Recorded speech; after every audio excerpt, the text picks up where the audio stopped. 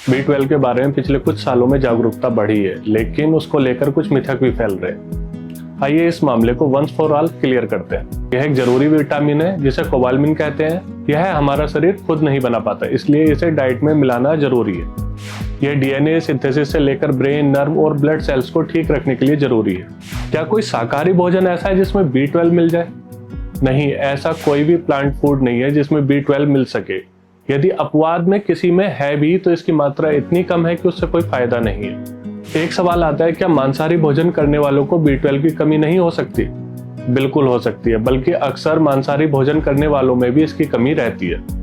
गट संबंधित कोई इशू होने, कुछ दवाओं के सेवन के कारण शरीर इसको ऑब्जर्व नहीं कर पाता। इसके अलावा जरूरत से ज्यादा भूनने, पकाने और उबालकर पानी फेंक देने से भी मांसाहारी भोजन में भी इसकी मात्रा कम हो जाती है। माइक्रोवेव करने से भी इसकी मात्रा काफी कम हो जाती है। यह जरूर है कि अगर आप सिर्फ प्लांट बेस्ड डाइट लेते हैं तो आपके लिए हमेशा B12 लेना बहुत जरूरी है। एक क्वेश्चन ये आता है कि क्या सप्लीमेंट के अलावा कोई तरीका है जिसमें B12 की कमी को दूर कर सके? नहीं, सिवाय सप्लीमेंट के इसकी कमी को दूर करने का कोई तरीका नहीं है।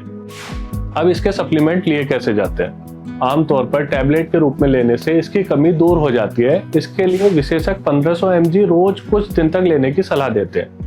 इसके बाद मेंटेनेंस के लिए इतनी ही मात्रा की वीकली डोज दी जाती है। साथ ही कुछ मामलों में जब ज्यादा कमी हो या कोई डाइजेस्टिव इशू हो तो इसके इंजेक्शन, नेजल स्प्रे या माउथ स्प्रे लेने की सलाह भी दी जाती है। अब इसके क्या कोई साइड इफेक्ट है? नहीं, इस सप्लीमेंट का कोई साइड इफेक्ट नहीं होता जब तक कि इतनी अधिक मात्रा में ना लिया जाए कि टॉक्सिसिटी हो जाए। क्या हम खुद ही B12 सप्लीमेंट ले सकते हैं? नहीं, हमेशा जांच कराना फिर एक्सपर्ट की सलाह ले लेना ही ठीक है। यदि एक्सपर्ट द्वारा जीवन भर मेंटेनेंस डोज लेने की सलाह दी जाए तो बिना चिंता किए इसे जीवन भर ले।